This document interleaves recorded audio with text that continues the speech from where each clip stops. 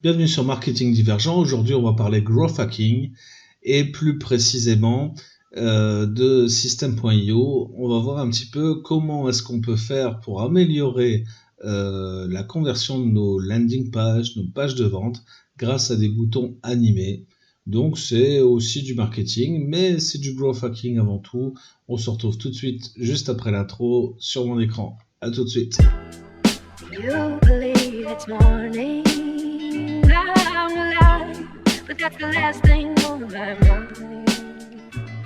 Salut, c'est Seb pour Marketing Divergent. Donc, comme promis, on se retrouve sur mon écran et je vais t'apprendre à faire des super boutons. Tu vas voir, ça permet d'engager un petit peu plus ton client et puis ça anime un petit peu tes pages pour dire d'avoir un truc un petit peu moins comme tout le monde, moins comme les autres, moins standard et monotone.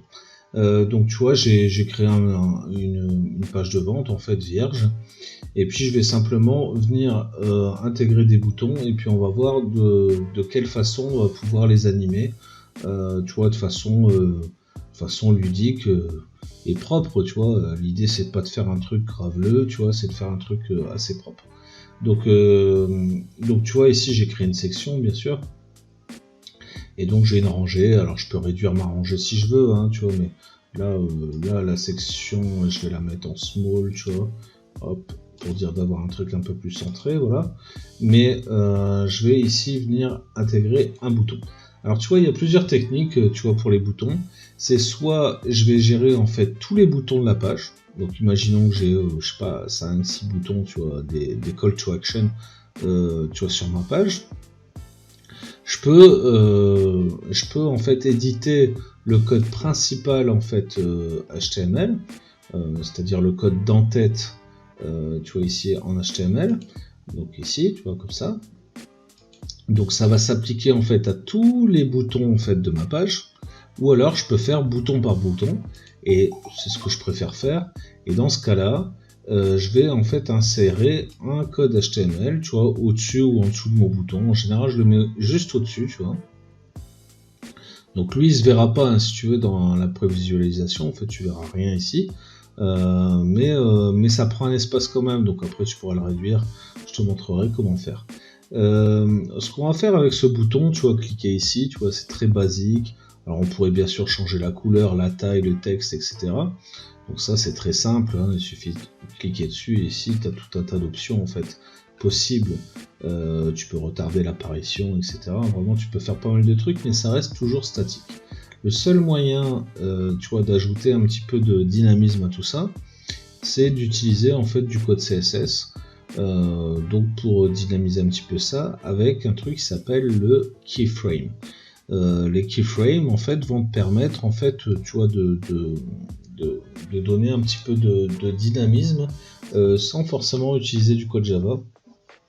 Et ça c'est assez pratique parce que sur System.io tu vas pas avoir la possibilité de créer vraiment du Java proprement dit. Donc c'est intéressant de pouvoir faire tout ça simplement avec de l'HTML, du CSS, voilà, très facilement. Donc qu'est-ce qu'on va faire? On va repérer déjà pour commencer, tu vois, l'idée, donc le code en fait unique de notre bouton. Donc tu vois le code de ce bouton, en fait je vais cliquer dessus et je vais l'avoir en fait tout en bas, tu vois, j'ai attribute ID en fait. Donc ça je vais le copier, ce truc là, je vais le copier, je vais le garder, tu vois, bien précieusement. Et puis après je vais aller en fait dans mon code HTML et je vais faire modifier le code. Donc ça je vais virer et puis je vais ouvrir une balise qu'on appelle style.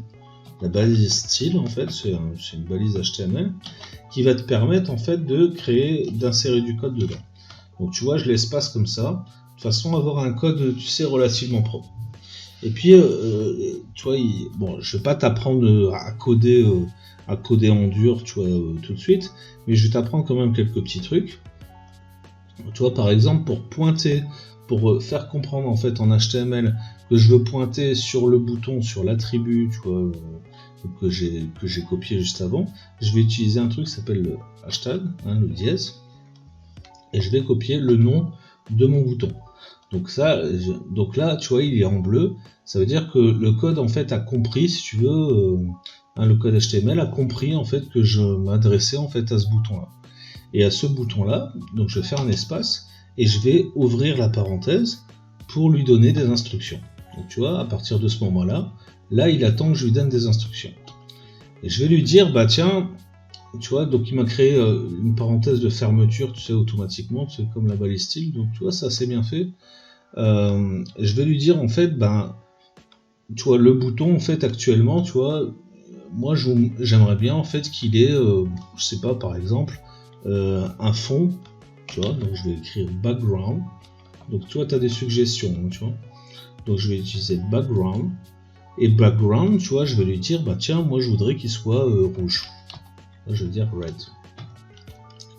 Et après, je vais dire que, par exemple, tu vois, je voudrais une, je sais pas, mettons une bordure, ou je veux que, on va faire plus simple, on va dire que la taille, en fait, de la police, je veux que ce soit écrit, je sais pas moi, par exemple, en 20 pixels.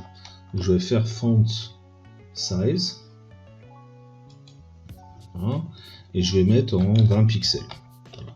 Comme ça, mon bouton, tu vois, je suis sûr, tu vois, que la taille de l'écriture, ce sera en 20 pixels. Et puis après, je vais dire, bah ouais, mais moi, ce que je voudrais, tu vois, c'est l'animer. Donc, on va créer une petite fonction. On va créer une petite fonction simple qui va dire, eh ben, quand je passe ma souris, en fait, au-dessus du bouton, eh ben, mon bouton, par exemple, il grossit.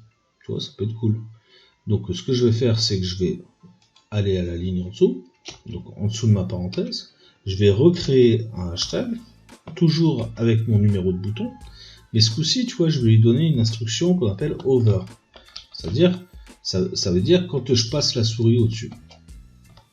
Et donc je rouvre ma parenthèse encore une fois, je vais à la ligne, et là je vais lui dire, ben, quand je passe ma souris dessus, moi je voudrais que le background, hein, il ait une couleur, donc je vais faire background color, il ait une couleur par exemple verte. Voilà. Alors après tu peux, au lieu de marquer comme ça la couleur, ça c'est la couleur, comment on appelle ça, la couleur primaire. Si tu veux en fait avoir une couleur spécifique ou des dégradés, tout ça, il va falloir taper autre chose.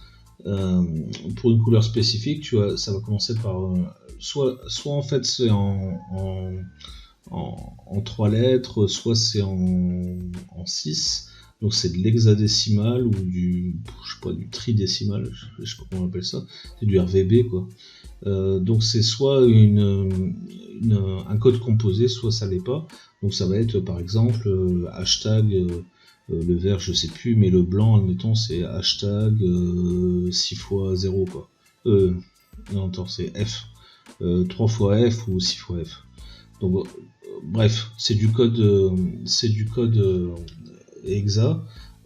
Pour les couleurs, ça tu regardes sur Google, tu tapes, je sais pas, blanc cassé par exemple, tu tapes HEX blanc cassé et tu vas avoir le truc. Je peux te le montrer là comme ça rapidement. Si je tape HEX blanc, je sais pas, ouais, si je mets en anglais ça va être plus simple. Je vais faire en français blanc cassé. Toi, il va me le filer, tu vois, c'est hashtag FE F2E2. Voilà. Et je vais avoir un blanc cassé, tu vois.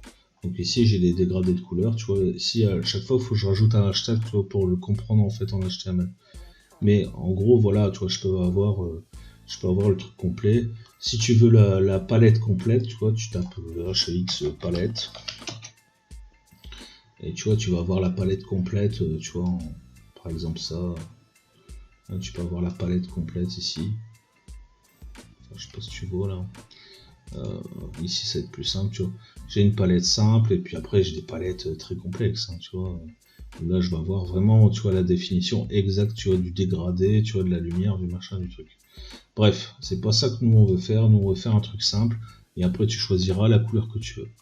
Et puis après, donc sur ce code, on va lui dire, bah ouais, là il va changer de couleur en fait quand tu vas passer dessus, mais tu vois, on aimerait bien mettre une petite transition de façon à ce que ça fasse, tu vois, pas trop brutal, tu sais, que tu as un changement comme ça rapide en 1 milliseconde.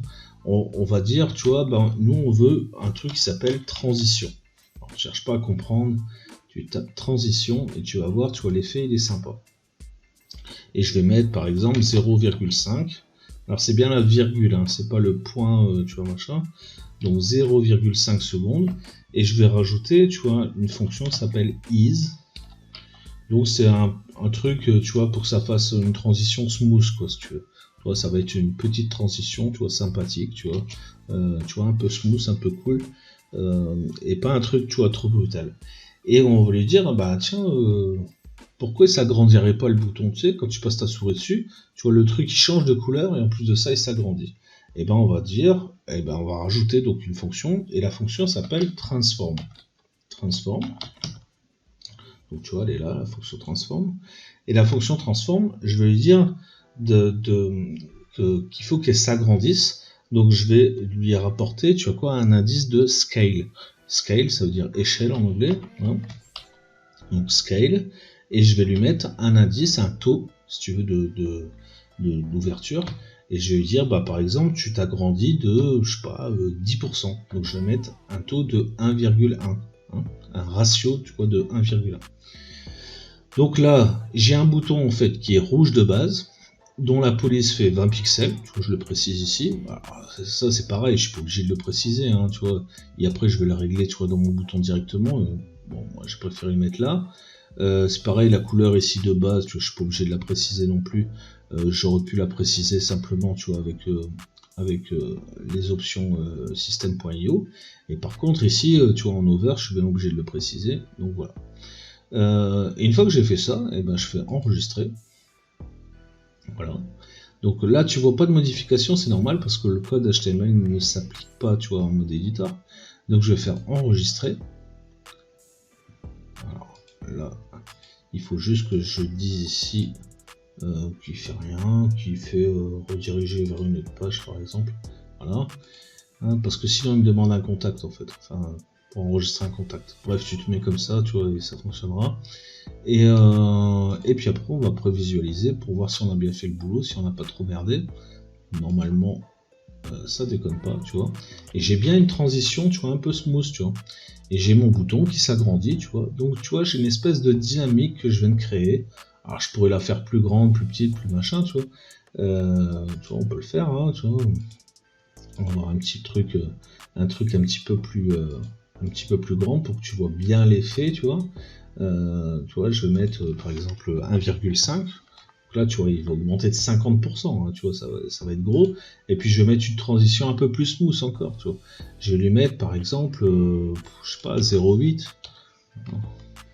Si je mets une seconde, ça va être trop, hein, tu vois. Mais 0,8, tu vois, ça peut être pas mal. 1,5, ça va être trop gros, hein, mais comme ça, tu vas bien voir la différence. Tu vois, là, il devient bien, tu vois, 50% plus gros, tu vois. Et tu vois, le smooth, en fait, tu vois, il est de 0,8. Alors, j'aurais pu mettre plus, tiens. Je vais essayer de mettre un petit peu plus. Tu vois, si par exemple, je mets, on va faire gros, on va voir ce que ça donne avec 1,8. Voilà, enregistrer. Hop. Bon, l'effet smooth, bon. Bon, il est quand même plus smooth que s'il était en machin, parce que sinon ça clignoterait, tu vois, comme ça, tu vois, c'est pas très cool, quoi. Mais là, bon, l'effet smooth, tu vois, il y est, tu vois. C'est pas forcément super pertinent, tu vois, le truc, là. Moi, je te conseille de le mettre de façon à 0,5, voilà, et d'avoir, tu vois, une augmentation de pas plus de 20%, quoi. Parce que sinon, c'est vraiment très vulgaire, quoi. Donc ça c'est pareil, tu vois, on n'est pas obligé de le mettre. Hein, si tu veux pas le mettre, ne le mets pas. Voilà, c'est pas. Limite, tu vois, tout le premier truc, tu vois, je suis pas obligé de préciser qu'ici il est en rouge. Si jamais je le fais ici, en fait, depuis system.io, hein. Si je le fais ici, tu vois, directement là, tu vois, si je veux un rouge comme ça, par exemple, ou si je veux un, je sais pas, un jaune, tu vois, hop, tu vois, il va pas prendre le dessus en fait si tu veux sur mon code HTML, donc il va falloir que je vire le background, tu vois. Donc si je vire ici le background que j'ai mis ici en HTML, hop, voilà. Si je vire ici le background, ouais, normalement, hop, mon bouton il sera bien jaune là-bas, quoi, tu vois. Hein, il passe en vert. Donc je peux juste mettre une instruction ici, si tu veux, dans le code HTML, pour le hover, en fait. Hein, tu vois. Bon, moi si je t'ai mis ça, si je t'ai...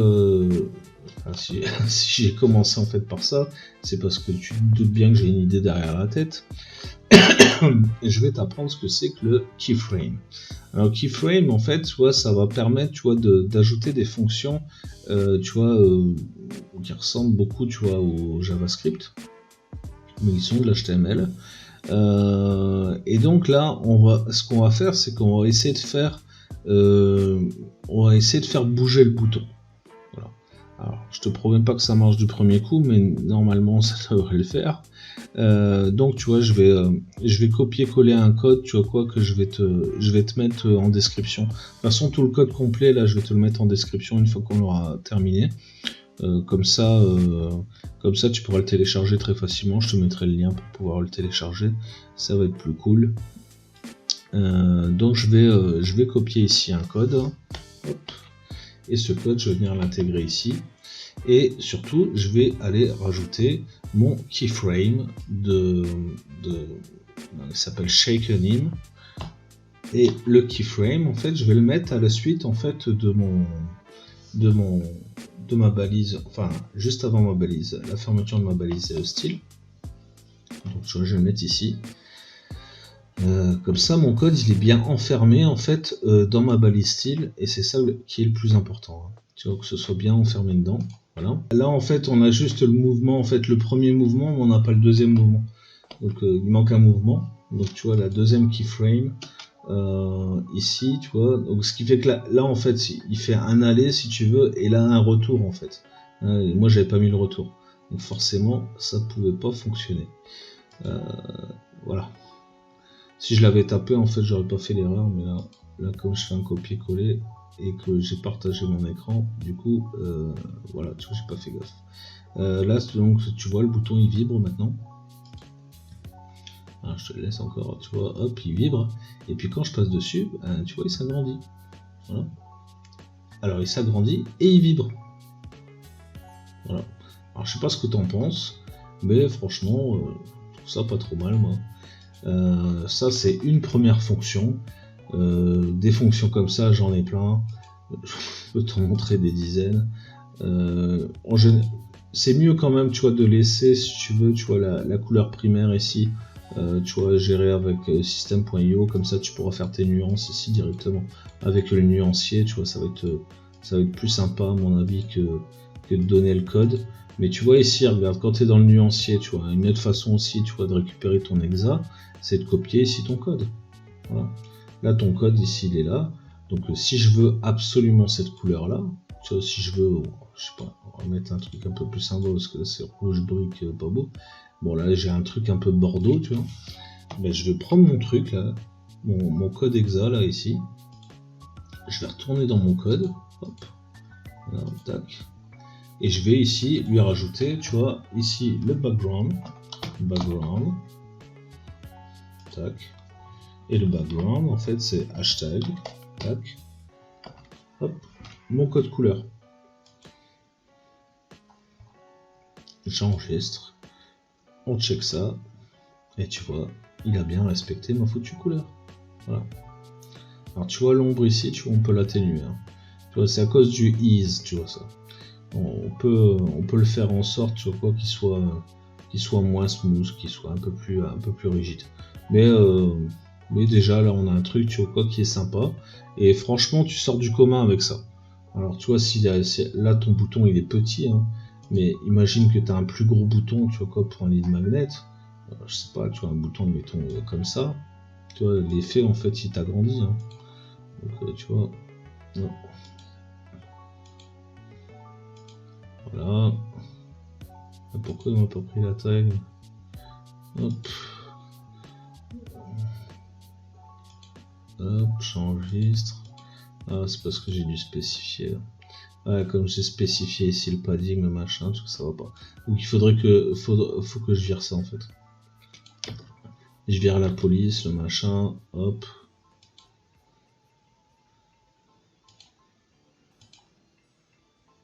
Et voilà, mon bouton il est de la taille que je veux là. Bon, j'espère que cette vidéo t'a plu. Je te mettrai le code du bouton qui shake. Il shake. Tu peux régler le shake, hein, tu vois, tu peux le faire plus fort, moins fort, etc. Simplement en modifiant en fait les valeurs ici. Hein, donc les valeurs, tu vois, dans le keyframe. Je te conseille de pas trop exagérer, quoi, parce que sinon, tu vois, c'est un vibromasseur le truc. Donc faut pas trop exagérer, tu vois. Et, sache qu'à chaque fois que quand tu as une valeur négative, tu dois avoir une valeur positive derrière, parce que sinon t'as pas l'aller-retour, quoi, si tu veux. Donc faut bien faire gaffe à ça, quoi. Donc fais attention à ce que tu modifies. Moi je vais remettre le truc un petit peu propre. Ici j'ai pas besoin d'un border non plus. Tu vois, toutes ces fonctions là en fait, voilà. C'est comme la position, tu vois. La position à la limite en fait on s'en fout, quoi, tu vois. Le background, moi c'est pareil, tu vois, je l'enlèverai, tu vois. Voilà. Je trouve qu'on est bien comme ça, tu vois, déjà. Pourquoi? Parce que c'est mieux, c'est plus simple, surtout quand tu es débutant, tu vois, de pouvoir le faire avec system.io. Voilà, et si je voulais un vert un peu différent, bah, je changerais en fait ici avec un hashtag et le code couleur, tu vois, pas que je veux, quoi, tu vois.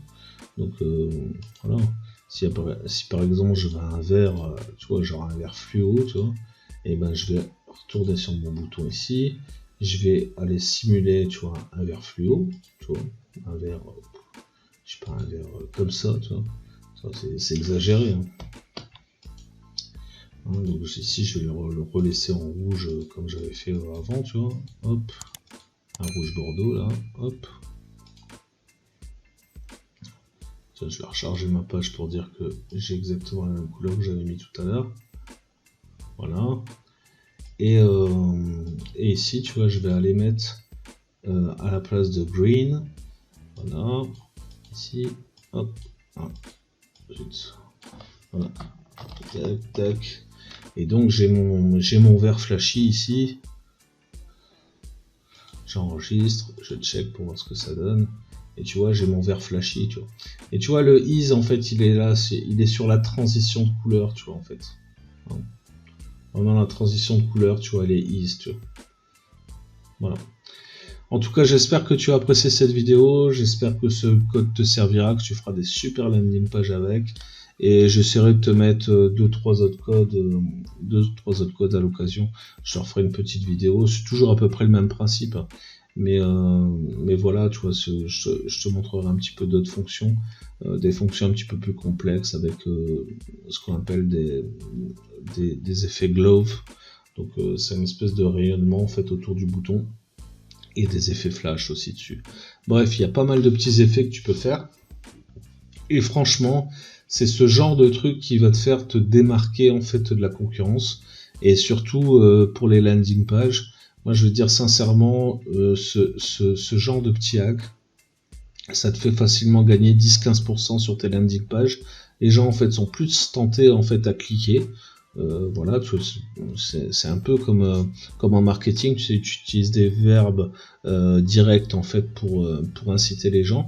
Et bah là, tu vois, le fait qu'il bouge un petit peu le bouton, bah tu sais, c'est un peu genre ça démange de cliquer, quoi. Et ça permet vraiment d'optimiser, tu vois, les taux d'ouverture, les taux de conversion. Donc vraiment, je t'encourage à le faire sur toutes tes pages de vente, sur toutes tes landing pages. Après, sois discret, hein, c'est-à-dire que mais pas des trucs grossiers comme je viens de faire ici. Fais des trucs beaucoup plus fins avec, tu vois, un bouton vraiment qui soit adapté, tu vois, par rapport à ton texte, etc.